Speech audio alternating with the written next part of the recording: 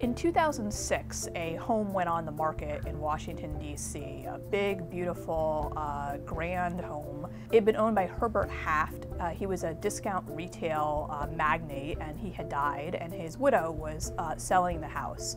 And it sold for $15 million. It was one of the most expensive home sales in the history of Washington. At the time of the sale, it was sort of this D.C. mystery. Who bought this house? Well, now we know.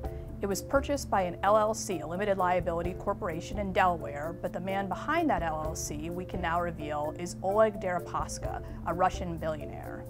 Mr. Deripaska is a very interesting figure. He made his money in the aluminum business, and he's now very close to Vladimir Putin.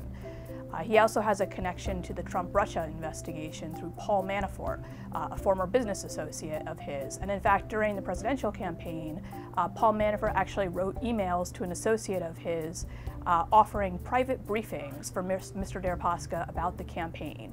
Deripaska says he never got those messages and no briefings were held. Another thing that's interesting about Deripaska is that he's had a lot of trouble getting a visa to visit the United States. It's been a little bit mysterious as to why.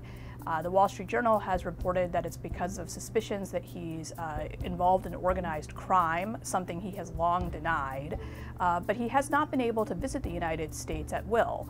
He's been able to come here a handful of times over the last few years using a diplomatic passport, kind of working on trade missions and other diplomatic meetings for the Russian government. But the irony is that he has this big, beautiful, very expensive home in the middle of Washington that he is not typically able to visit.